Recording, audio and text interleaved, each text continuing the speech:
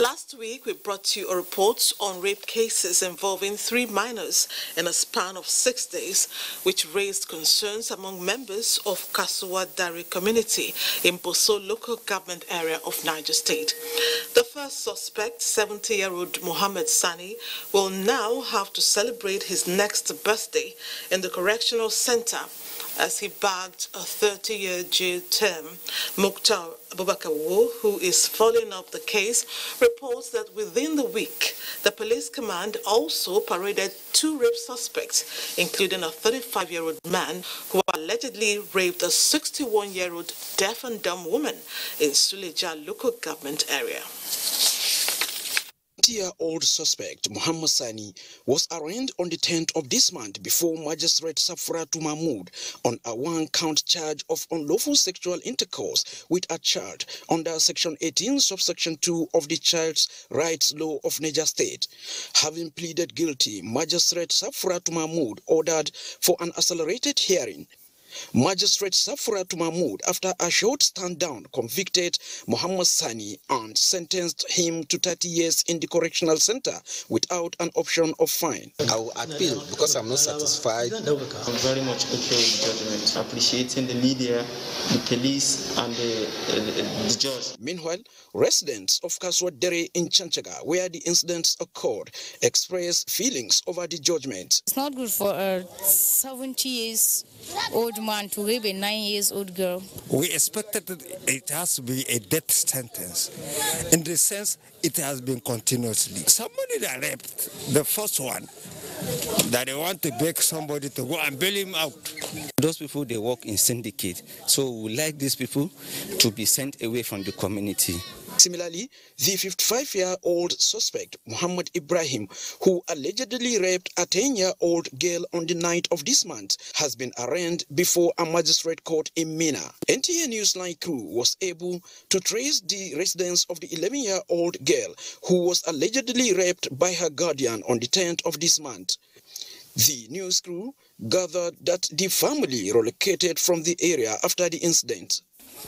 They are living as husband and wife, and when the incident happened, they both departed, and the suspect was arrested. Third one too, the accused person is before the courts. It's her uncle per se, and she has been with him for over 6 years. He started abuse right from when she was around 10 years and had been repeatedly doing that to her. And unfortunately, we've confirmed from the hospital that he has also inflicted her with HIV. In a related development, the Niger State Police Command had within the week paraded 2 suspects for rape. Among them is a 32-year-old man who allegedly raped a 60-year-old deaf and dumb woman in Suleja.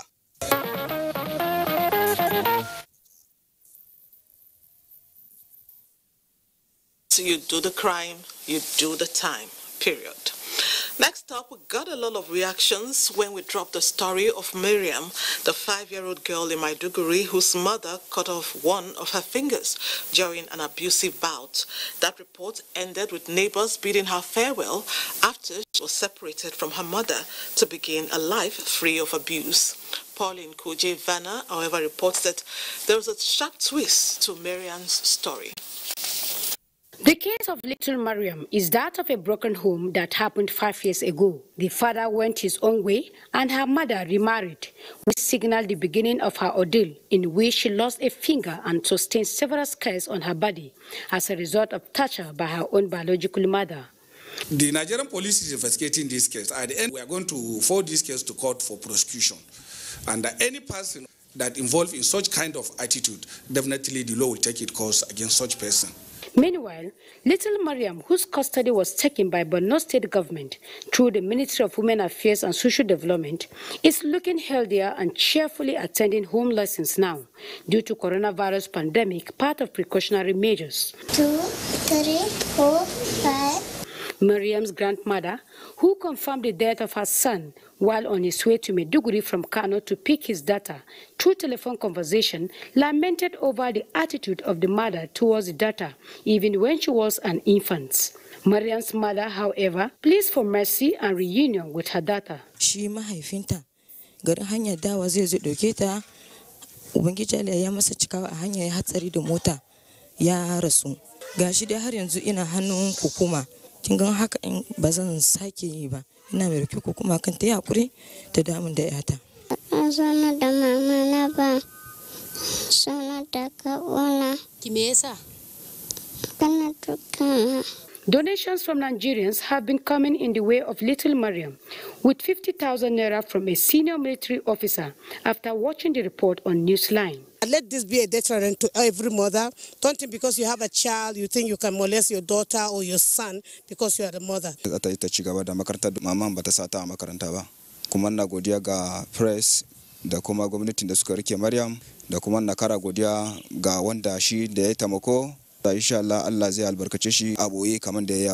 Police Community Relations Committee of the area also promised to follow the case to its logical conclusion. I would like this issue to be taken to court because other people can see what happened, so it will be a lesson.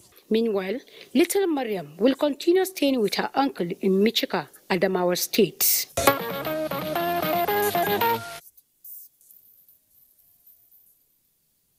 Bottom line is that Miriam will be fine, and we intend to keep following her progress. Now, remember the story we brought to you several weeks ago about a young boy, Haruna Abdulaziz, who needs urgent kidney transplant? Well, the latest development is pleasing. Monso Damian Dati, who has been keeping up with Haruna, will give us details. There were free flow of tears in this family as they cried for help to save 12-year-old Iman, who was fighting for his dear life as a result of kidney failure. I held him. If you see his pictures, you won't believe. All of a sudden, well, this happens. Today, the family's tears are drying up, their fear easing, with optimism and hope gradually taking over. Once again, I appreciate Nigerians for their kind gesture. They've done tremendously because it is not easy, most especially this time around of the COVID-19 era. Surprisingly, those response from the persons are not, you find out that they are not really people who are well-to-do. These are people who are in the cadre of salary earners. These are people who even, I don't even think they have a fixed job, doing very well. But for their card hearts, they manage up to an extent that you find out someone sending 200 naira into a man's account. And that shows that this is really touching. It actually touched their heart. However, a little more is required to complete the entire treatment process. So far, so good. We're looking at 3 million to add up the treatment, medications, and follow-up precisely. With the outpouring of love by good-spirited Nigerians, who, despite meager resources, choose to make sacrifices, it is becoming obvious that Iman is on the path to recovery and to actualizing his dream of becoming a medical doctor.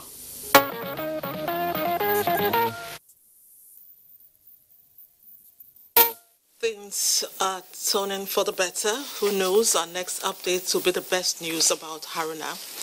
8-year-old Emmanuel mysteriously disappeared, leaving behind an agonizing family, and after 5 days of searching, she was found dead.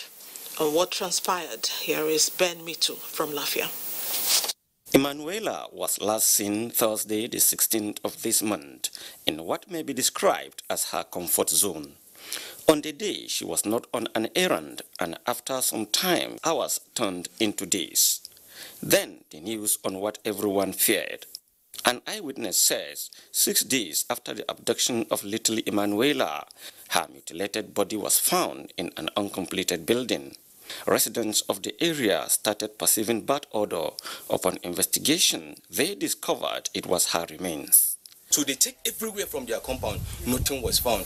So one of them say, no, let him come and check around. So he now turned back. You see, oh, the smell is coming from this uncompleted building. So you have to like make a bold step and turn and look into the window. So looking through the window, he now saw that, something is fishy here. So you have to like make a bold step and come and check.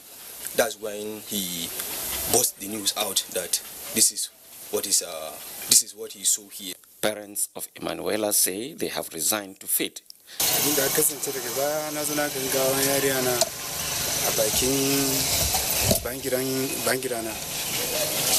We did all we could, but since God allowed it to happen, we don't have anything to say but to surrender to Him, since He's the giver of life.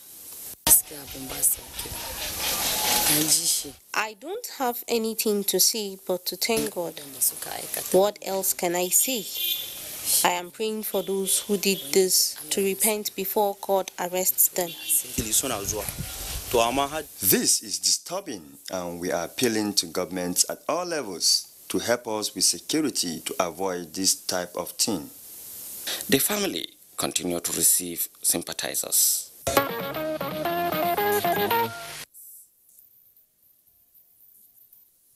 A sad loss that was. Condolences to the family. The next report is about a promising young man who considered suicide as a way out of a situation most people would serve without too much force. Hakim Jimo in Abeokuta reports on the incident that brought hopelessness to the man in question.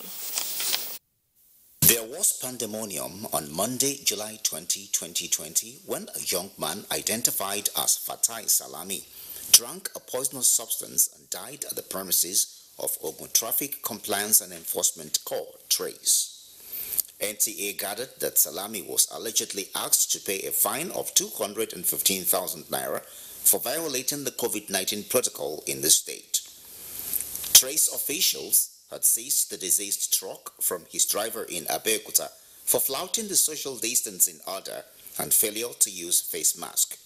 When officials of TRACE ignored his plea, an anonymous witness said Salami slept on the premises of TRACE, apparently frustrated by the non-release of the vehicle. He opted to drink the poisonous substance popularly known as sniper. He was taken to the hospital where he eventually died. The public relations officer of TRACE, Babatunde Akimbi, confirmed the death in the premises of TRACE in Abeokuta, but however denied the allegation that TRACE fined the deceased 215,000 naira for flouting COVID-19 law. The offense he committed, and known as, I think that is about 10,000 naira. How will you be charged around 15,000 for refusing to wear face mask and for not distancing yourself physically? We are waiting for the autopsy report. Suicide is never an option. There is no problem that doesn't have solution, no matter what it is. The attempt to commit suicide is a criminal offense that is punishable under the criminal code. Further probe into the case reveals that the deceased was actually not the owner of the truck, but the manager of a fleet of trucks owned by somebody else.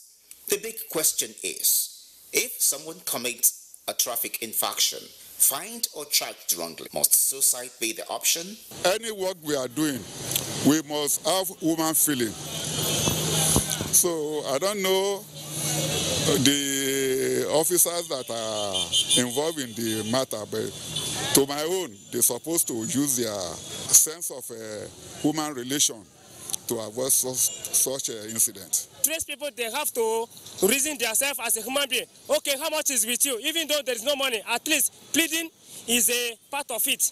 Then they have to forgive him. Efforts to get comments from family members or the boss of the deceased proved abortive, while his body has been deposited at the mortuary.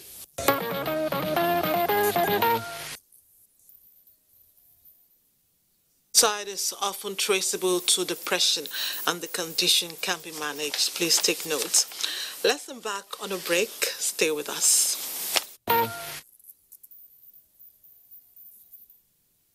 Staying with us. The massive infrastructural development in the southeast has been applauded by renowned businessman Arthur Eze. He is also advocating sustained grassroots participation in the democratic process. The landmark infrastructural development in the southeast by the Buhari-led administration have been commended by a renowned business mogul, Prince Arthur Eze.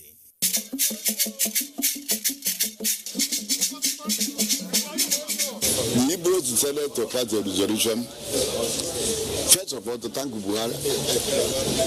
He gave us one of the best roads in Africa, Enugu Road. Have you seen it with your eyes? Enugu Paracos Road. Have you seen it with your eyes? Onitsha Bridge. Have you seen it with your eyes?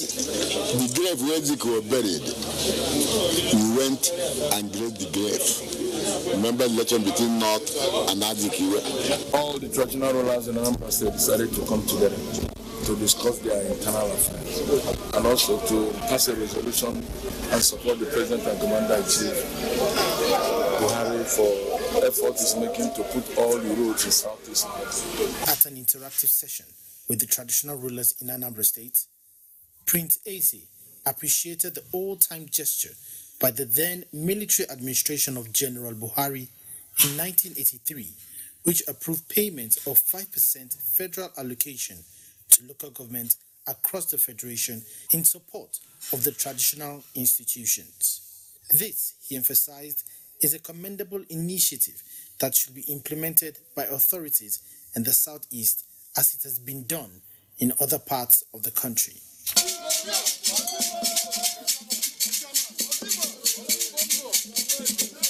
We are grateful to General Buhari, who approved 5% for the local government, the whole federation.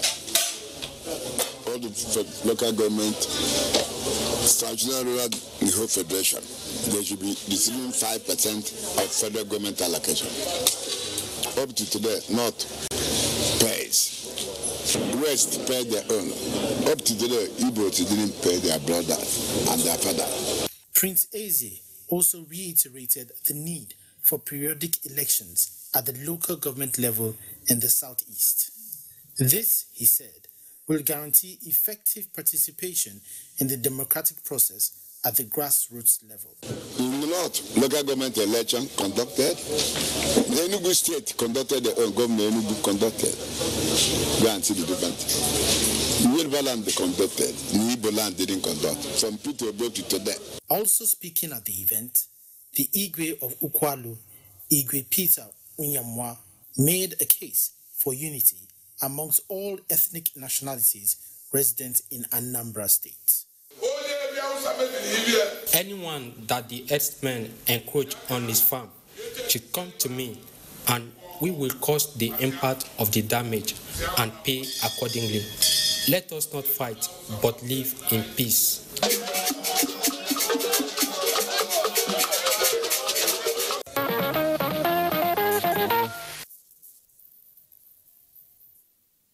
So an event of a different kind, it presented an opportunity to give accolades to a dignified philanthropist who has positively impacted many lives.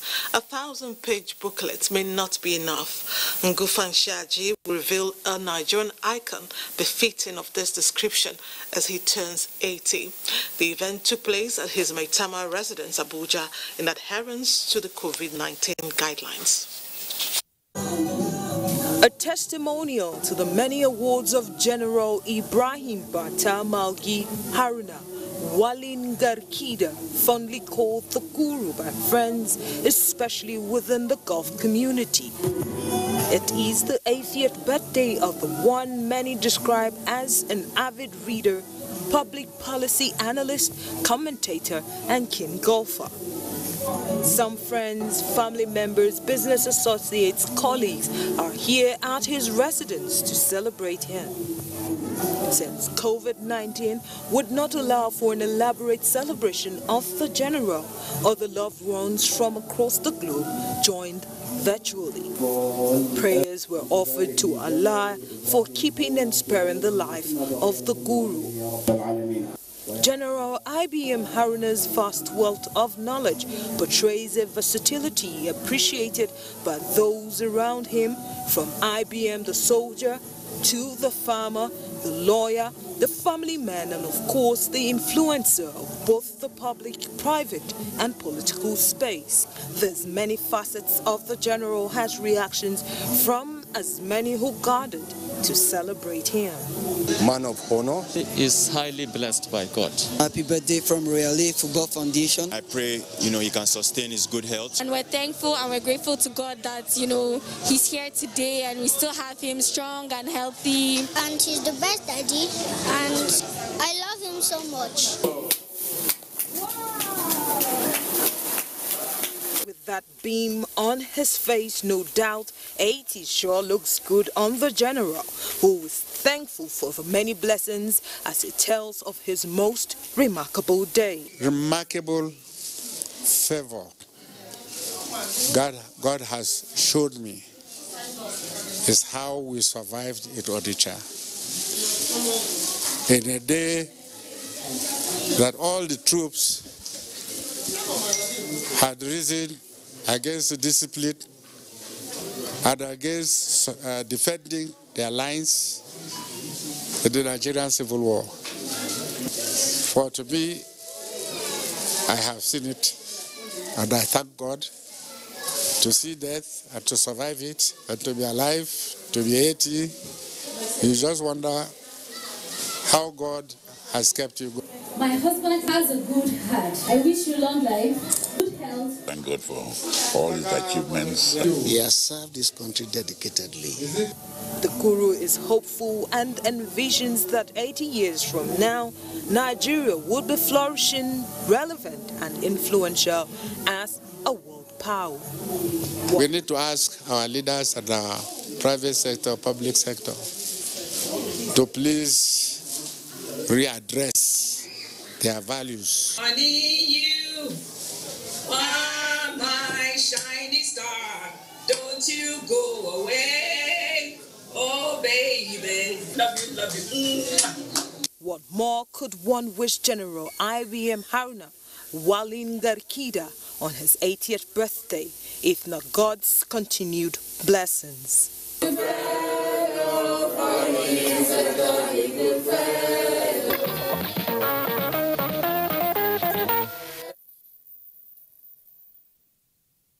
Wish the celebrants the very best. Now, 1 year ago, Zainab Aliyu had a close shave with death in the Kingdom of Saudi Arabia after she was set up by a drug cartel at the Aminu Kano International Airport in Nigeria. Glad to announce that since the Nigerian government rescued her from the jaws of death, she has been doing great. Fatima Sanusi Karaye will give us an update on Zainab's story. I even hope for the nearest future to employ some people to be working under me. That was Zainab Aliyu, a young Nigerian student that was almost executed in the Kingdom of Saudi Arabia for drug-related offense that she did not commit. Today, Zainab is free and among the National Youth Service corps members who completed their youth service this year. Holding her certificate, her happiness cannot be hidden. Zainab Aliyu and other passenger unrelated to her, Ibrahim Abubakar, were arrested by Saudi security officials on the 26th December 2018 on their way to perform Lesser Hajj following the discovery of 2 different bags containing illicit drugs, purportedly bearing tags with their names, and they were incarcerated for 4 months. Investigation by the National Drug Law Enforcement Agency in Kano later revealed that it was a high-level conspiracy by drug cartel at Malam Aminu Kano International Airport, who specialize in planting drugs on innocent travelers without their knowledge. Due to quick intervention and diplomatic efforts by the federal government, Zainab and Ibrahim were released and arrived Nigeria on May 13, 2019. Although the 6 persons responsible for planting the drugs in their luggage were arraigned and charged in the court of law, they are moving freely, enjoying the air of freedom as they await trial. By the power vested in the court by virtue of Section 35 of the Constitution, And also Section 158 of the Administration of Criminal Justice Act, a judge has a right to grant bail because drug offences are bailable. So far, a date has not been fixed for the continuation of hearings. I just hope that the justice doesn't fail me. While she awaits justice, Zainab is starting her own business. She is a skilled pastry baker and bakes anything that comes her way. As Zainab is trying to put her almost shattered life back together, she said she is focused on being an employer of labor herself. But in the back of her mind, she is praying for those that almost ruined her life to get the punishment they so dearly deserve.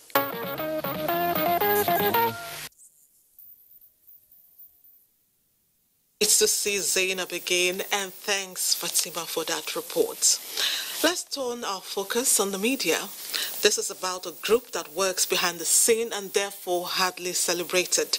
Editorial cartoonists make significant impacts by capturing diverse stories in caricature formats. Abdullahi Mohammed delved into the affairs of one, unraveling new dimensions of storytelling through cartoons.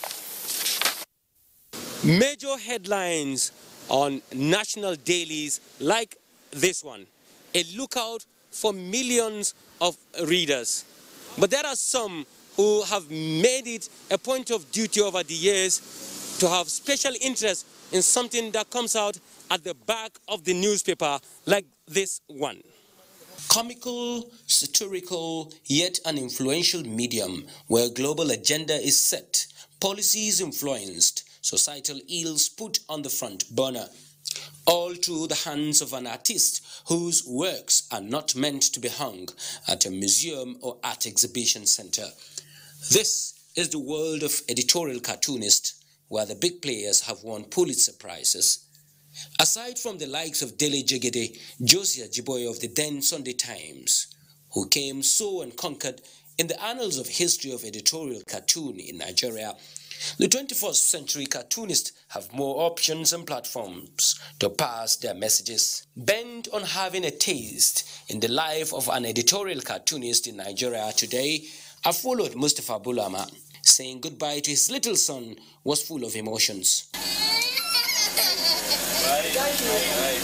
Arriving at his office, he quickly began to sketch on his laptop, and within an hour, he came up with a piece of art portraying the energy committed to the fight against corruption. I tried to make my cartoon really balanced. I'm not pro any political party or any individual per se. No, I'm just looking at the issues. So sometimes my cartoons may be positive as far as government is concerned. They may see it as something that, favors them, right? Other times it will be critical of the government, and so on. So it doesn't matter to me. The point is, what is the problem? Let's talk about the problem. Let's solve the problem. With thousands of followers on the various social media platforms, a click on his computer is enough to pass the message. And through the platforms, reactions are generated, debates ensued, and solutions are found. When you make a cartoon about a politician or people in government, it's not really about them per se. It's not about the individual, but it's about the situation we're in and the need to actually do something about it. Mustafa Bulama may not be the only cartoonist making headlines on a national newspaper, but plenty others are trying to shape the destiny of an aspiring nation. A nation where his son Farhan hopes to keep the flag of the profession flying.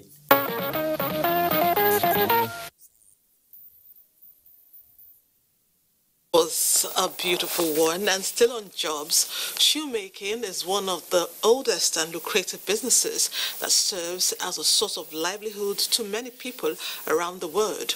Although often seen as a business vocation for men, Lawal Salau Inua brings us a 25-year-old female cobbler who jettisoned her first love, microbiology, for shoemaking, precisely male shoes, at the popular Kofaru Wambai market in Kano. She looks like any other woman who come to market to purchase items for her needs. However, the story of this 25-year-old lady is unique, being one of the contributors to the development of shoemaking business in the market. After her experience in fashion designing and photography, Kairat Ibrahim decides to join shoemaking with some months training that moved her to Kofa Mumbai to gain more skills. She said complexity in men's shoemaking attracted her to join the business with passion. I started by learning female ones, and they are too simple. I love things complicated. So after that, I just left that place and came here. 3 years into the business, she found it lucrative, as from an initial capital of 5,000 naira, this young lady now has multiple folds of that amount. Here, I learned from Abuja because how they make shoes in Abuja and how on Abuja, Kaduna, Jos, and how they make shoes here in Kano is different. The graduate of Kano University of Science and Technology, who boosted her business through online market, attributed her success to the support of her parents and trainer. Upon seeing that this is the area that she has interest in, and it's something that is good, not bad, so myself and of course her mother, gave her all the necessary support. So I can proudly beat my chest and say it loud, and I'm not ashamed of it, seriously. The female cobbler said the only challenge of the business are dates, low patronage, and high cost of materials. The dream of the oldest daughter to the family of 3 females is to establish a vocational training center for shoemaking and fashion designing, and a trading company that will facilitate exports of her products to many parts of the world.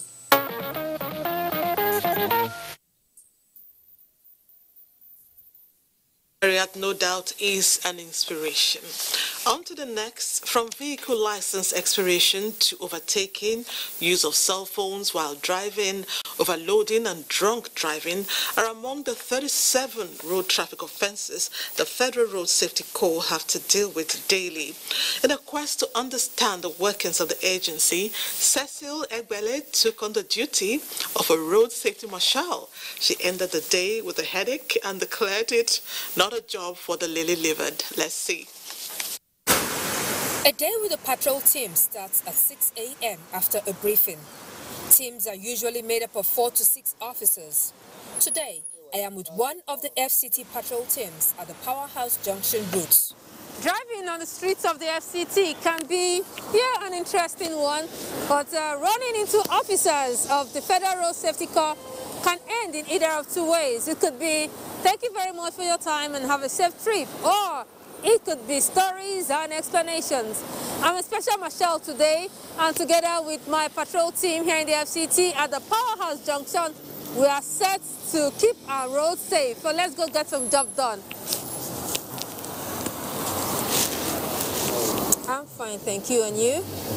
Can I see your license, please? My next assignment route is close to the Banex Junction.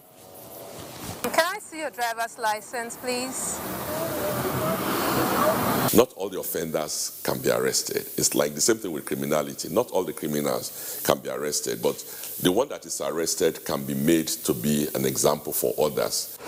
All right, so this is me acting as road marshal, and well, try my hands on it. I think I'm doing a pretty good job so far.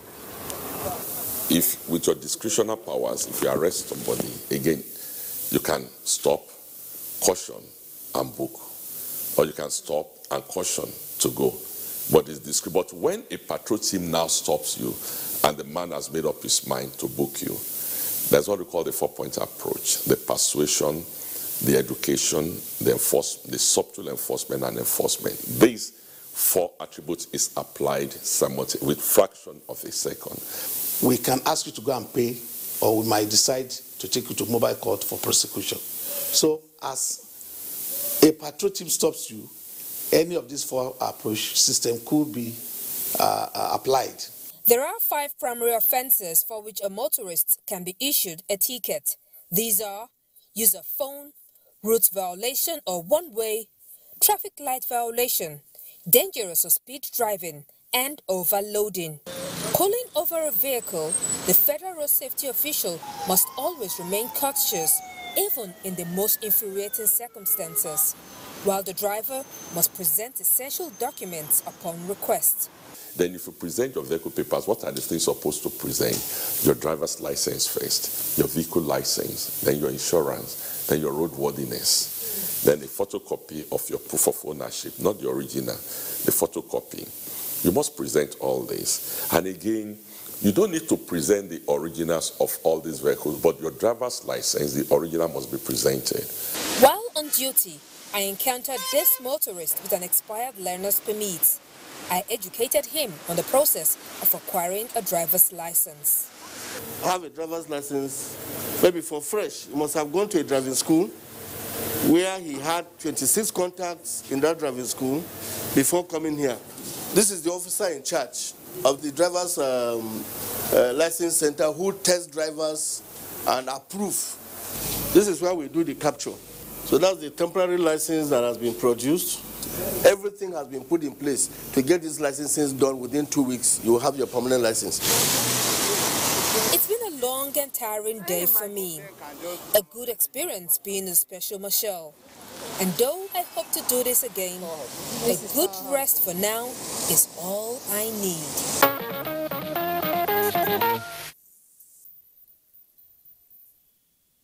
Quite an experience, Cecil, and thank you for sharing. Let's watch another set of commercials. Newsline continues right after.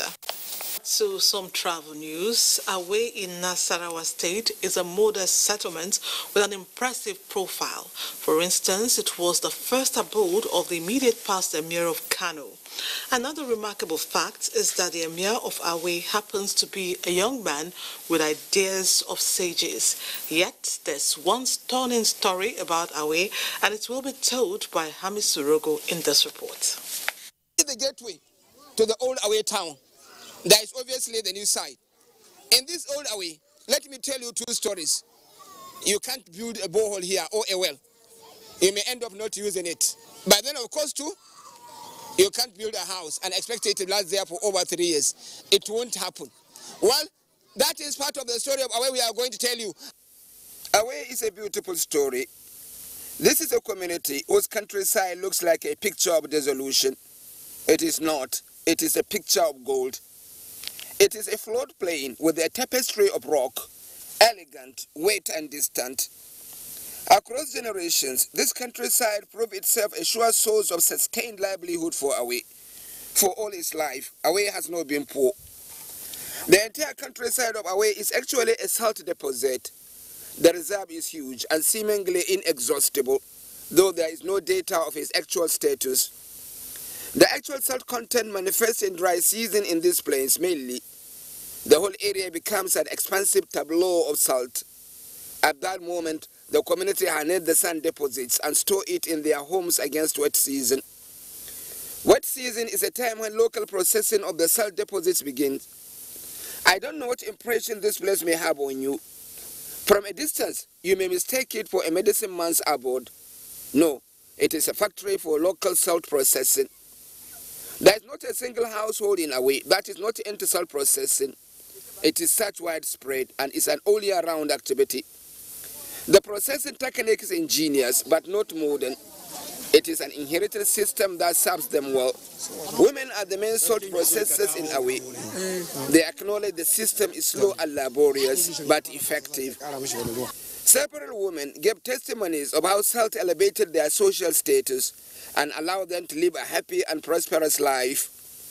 There are stories as well where women gave their men capital to start up business. That vision is fading away now because the men often end up marrying new wives. It so happens, however, that Away's endowment turns around to be a curse in some areas. The people of Away have no water to drink. Their soil is so salt-rich that whatever well or borehole they build, the water ends up salty and undrinkable.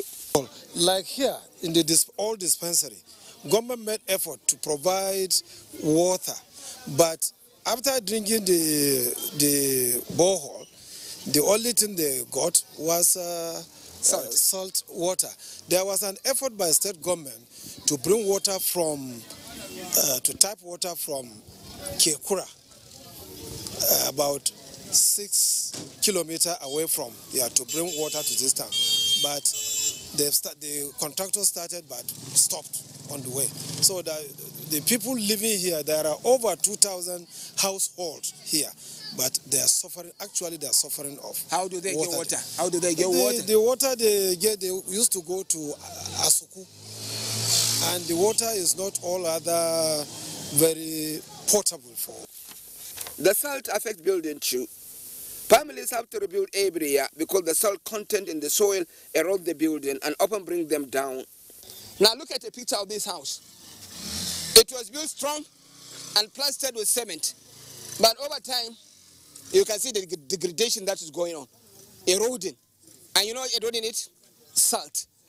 The salt content of the earth is not making the houses in this place to stand.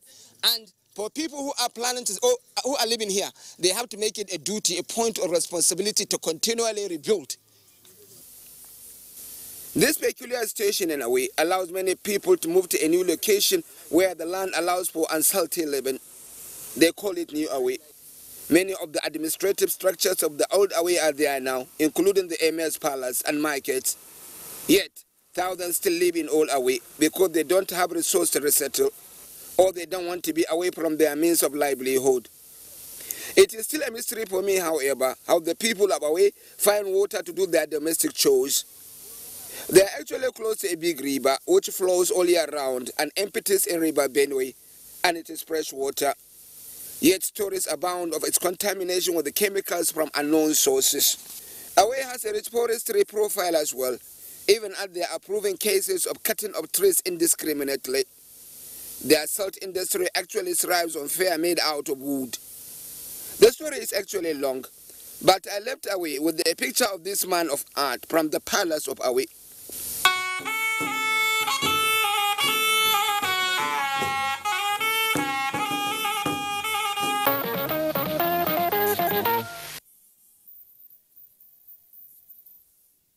For that one, Hamisu, it's always a pleasure. The world as we know it is changing due to the COVID-19 pandemic. This experience has affected various sectors in Nigeria, especially the culture and tourism sector.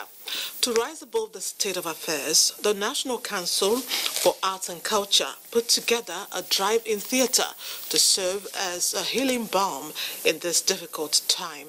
Mariam Sule has the reports.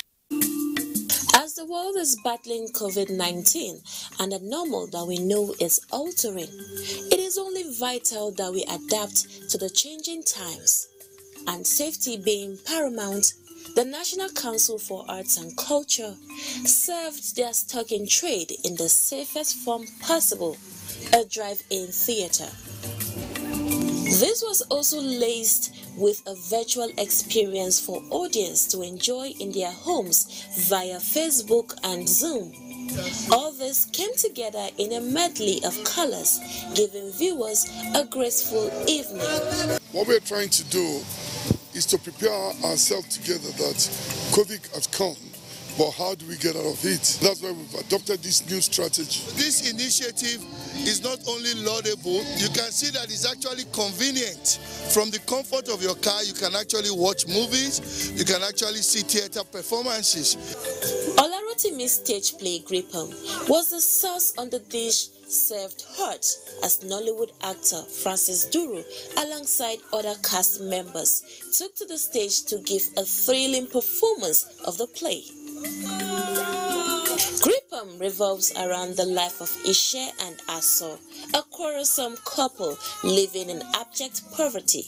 Their quarrelsome relationship led to God sending an angel to grant them a wish each. Anybody wants you on top of this man already beautiful. When I take vex, keep up, that's all. He has to be here when they call yes. Kill him. Though with individual seemingly negative wishes, it turned out to be their unifying factor.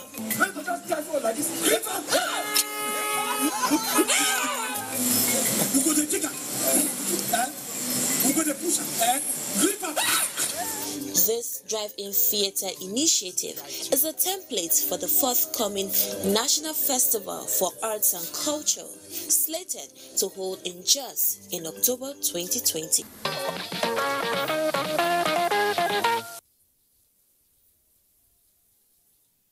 That was beautiful. And time now for a quick break. Keep it here.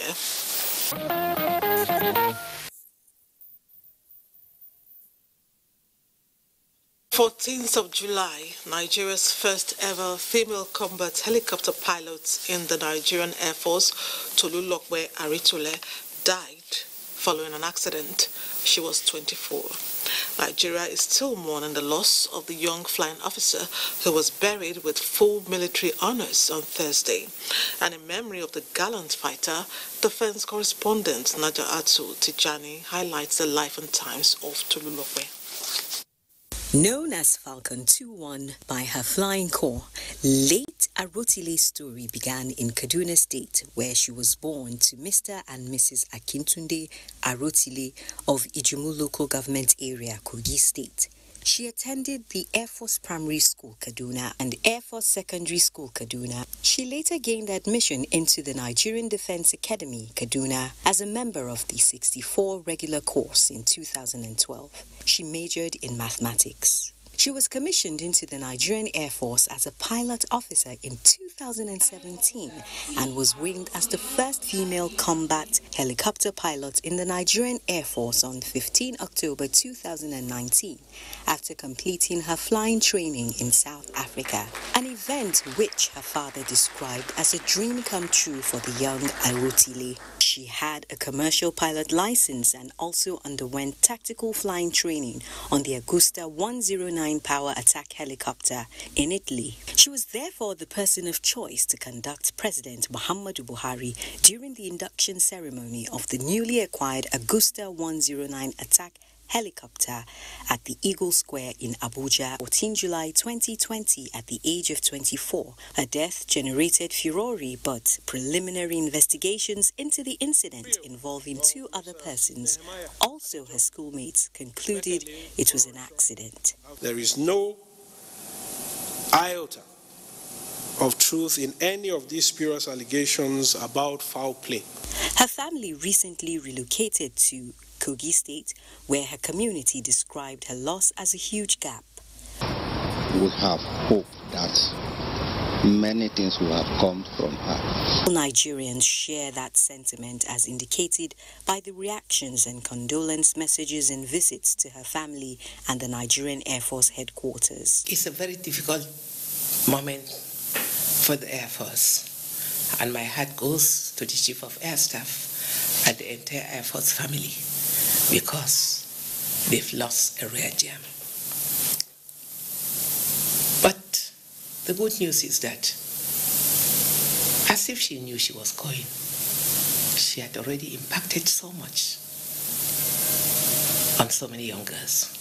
The Chief of Air Staff told me that already we have 11 that are in line, that are doing very well. But the vacuum she has created will hardly be filled. My heart goes to the entire Air Force family, Mr. President, and her family, especially mothers and young girls that were looking up to her. Very committed, very diligent, always ready to go on every mission assigned to her. Flying Officer Tolulokwe Arotile. In 2015, I asked the Chief of the Air Staff at the winging ceremony of 4 pilots in Kano when a female fighter pilot would be winged. Years later, Flying Officer Kafayat Sani, Nigeria's first female fighter pilot specializing in the Alpha Jet, and Flying Officer Tolulokwe Arotile, trained in the Agusta 109 combat attack helicopter, became the fulfillment of that promise. Although Flying Officer Tolulokwe Arotile has passed on, the dream is still alive, as 11 more female pilots are currently being trained by the Nigerian Air Force. In the meantime, Nigerians salute Flying Officer Tolulokwe Arotile.